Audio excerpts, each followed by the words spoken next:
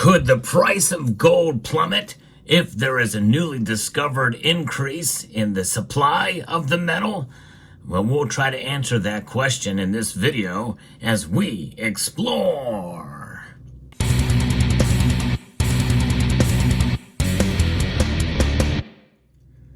Now, I think it depends on what kind of supply it is. We'll kind of get in and define some of that as well, too, because I think of an asteroid were discovered with a lot of gold on it, and we could just magically bring it to Earth, and everybody becomes a billionaire. Well, it's not going to work like that, that's for sure. I've actually covered that topic as well, too, because that story had circulated quite frequently a couple of years ago. Now, the big story is China has supposedly discovered massive gold reserves in their country. I covered that in a video as well, too, recently, and it's really been a big buzz in the media, and many are speculating that this could cause the price of gold to plummet. Well, we'll try to answer that question in this piece here that comes from the Mises Institute. Could an increase in the supply of gold cause a boom-bust cycle? According to the Austrian business cycle theory, the artificial increase in the money supply via the central bank expansionary monetary policy lowers the market interest rate.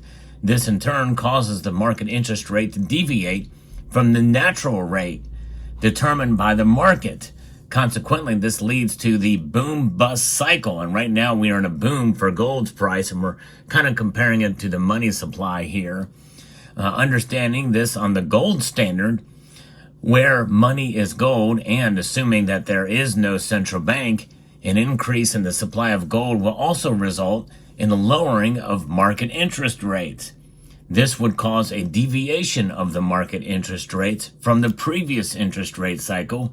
Consequently, it's going to set in motion this boom-bust cycle. It means that even on the gold standard, without the central bank, we could still have boom-bust cycles. According to Murphy, the unsustainable boom occurs when a newly created or mined quantity of money, in this case gold, enters the loan market and distorts interest rates before other prices in the economy have had time to adjust. So this process could occur even in the case of commodity money, which gold is relegated, it essentially is right now, with 100% reserve banking. So according to Murphy, the increase in the supply of gold could also set this boom-bust cycle in motion. Though Mises believed in practice this theoretical possibility would have a negligible effect, and I tend to agree with that in part. Murray Rothbard disagreed, though. He held that increases in the supply of gold could not set in motion the boom-bust cycle. For him, the key reason behind the boom-bust cycle is the act of embezzlement brought on by expansionary monetary policy of the central bank, which sets in motion an increase in the money supply out of thin air. And you cannot just mine gold out of thin air. It has a lot of work and requirements to get it there, and it takes a lot of time as well. Inflation in this work is explicitly defined to exclude increases in the stock of specie. That's right, it excludes specie, which is gold. While these increases have such similar effects as raising the prices of goods, they also differ sharply in other effects. Simple increases in specie do not constitute an intervention in the free market, penalizing one group or subsidizing another, and they do not lead to the processes of the business cycle. So following this reasoning, what uniquely sets the boom-bust cycle into motion is the artificial inflationary increase in the money supply. The increase in the type of money sets an exchange of nothing for something, like the diversion of wealth from wealth generators to non-wealth generators and their projects. The expansionary policy of the central bank impoverishes wealth producers and enriches the first possessors of the newly created money and credit. For Rothbard, then, the boom-bust cycle emerges because of the expansionary policies of the central bank, which set in motion acts of embezzlement. So a contributor to the inflationary process is commercial bank credit expansion. This type of credit is facilitated by expansionary monetary policy of the central bank. This expansionary monetary policy produces false economic prosperity, which is known as the economic boom. And that's kind of the system we find ourselves in now. What is expansion of credit? Essentially, it's the derivative market. And that is kind of at the bottom of the inverse Exter's pyramid there, or really at the top. That's the biggest measure, is this derivatives market. It's crazy. With the limited savings come under pressure because of the false economic boom, banks start to accumulate non-performing assets. So, in consequence, they necessarily slow the expansion of artificial credit. As a rule, pressured by increased price inflation, central banks also respond by tightening monetary policy. The unsound investments in ventures depending on loose artificial monetary policy cannot survive the monetary contraction. So this causes a bust. It is the fact of fraud that sets the boom-bust cycle into motion via inflationary additions to the money supply. This artificial expansion of money and credit is also responsible for price inflation. But again, that's just printing these dollars out of thin air is what that is about. Now, the reason why miners mine gold is because there is a market for it. Gold contributes to the subjective well-being of individuals. In this sense, it's part of the pool of wealth. Central banks know this. This is why they have accumulated it for many, many years. In fact, now they have accumulated as much as they have in the past 50 years. It's pretty amazing what they have been doing.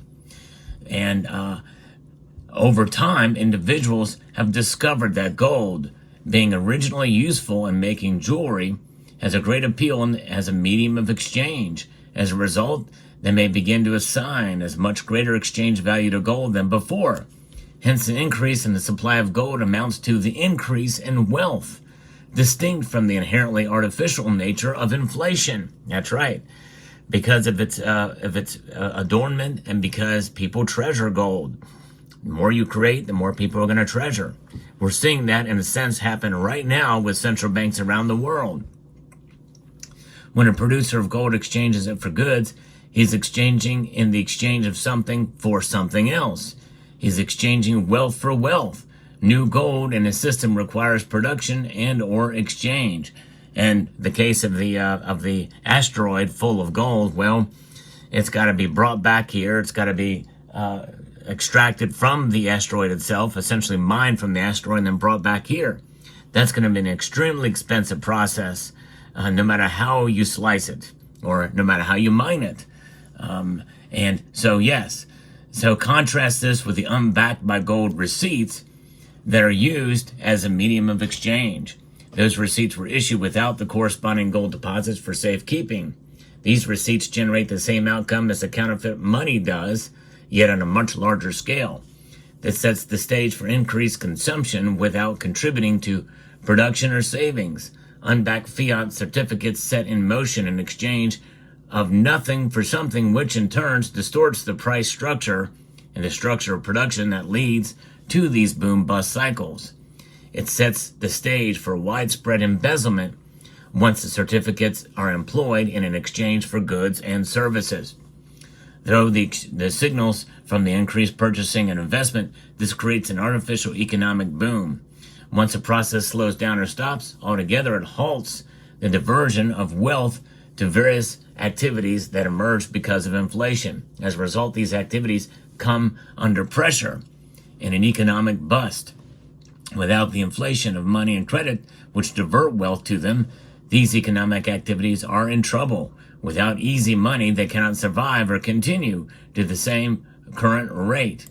But in contrast, the case of the increase in the supply of gold, no fraud is committed. The supplier of gold, the gold mine, has increased the production of a demanded commodity. Therefore, in this case, it is not an exchange of nothing for something. The gold producer, by producing something demanded in the market, can exchange it for other goods. He does not create empty money to fraudulently divert wealth to himself. We can thus conclude that the gold standard, if not abused, is not conducive to boom-bust cycles. The gold standard has nothing to do with embezzlement, no matter how you slice it. In fact, really, it does boil down to easy money. money that can be printed out of thin air or digitized in the most cases, versus hard money. Literally, it's hard to get it out of the ground, and it's a hard asset. It is tangible wealth, and that, I think, really gives you some indication or notion of what it takes to just to create an ounce of gold, much less take it, refine it, process it, purify it, and then strike it into coins like what you see here, or mint it into bars that are stored by central banks around the world. The inflationary increase in the money supply and the increase in the supply of gold are going to generate a change in price relations and possibly the market interest rate. This addition of gold does not set the boom-bust cycle, because by its nature it's generated by artificial additions to the money supply. And so the key for the emergence of the boom-bust cycles are inflationary increases in the money supply. These increases are set in motion in exchange of nothing for something. The increase in the supply of gold is not the same. The increase in the supply of gold is an increase in the supply of wealth and production. This increase does not lead to the exchange of nothing for something. Because even if that deposit in China is indeed true, as much as they say it is, well, it's going to take a long time to get it out of the ground, and it's going to take a lot of time and energy in order to process it and bring it into the market. And I think the only way that the price of gold really is going to go down is if many central banks, not just one or two, happen to sell a lot of their gold back into the market. And it would take a lot of it for that to occur, to get back into the market. And then I think we would see the price come back down, because it's essentially literally taking physical gold or a representation of it and putting it into the open market. Something that was treasured is now being sold into the market. And that does not take nearly as much time and energy. I think that's the only way, but that does not increase the supply of gold. It just frees it up from the supplies that are in place by central banks. So I hope that makes sense and gives a better understanding of why gold is so special, and it is rare, and more than likely in our lifetimes, well, I can almost guarantee in our lifetimes, even if they discover a whole heck of a lot of gold on an asteroid, that getting it back to Earth is going to be a monumental task that's going to take lifetimes from now. Let me know what your thoughts are down in the comment section below. Hope you found this video informative, insightful, and educational. I'd like to extend a multitude of gratitude to you all for taking the time to watch, and to encourage you to please rate, share, comment, and subscribe.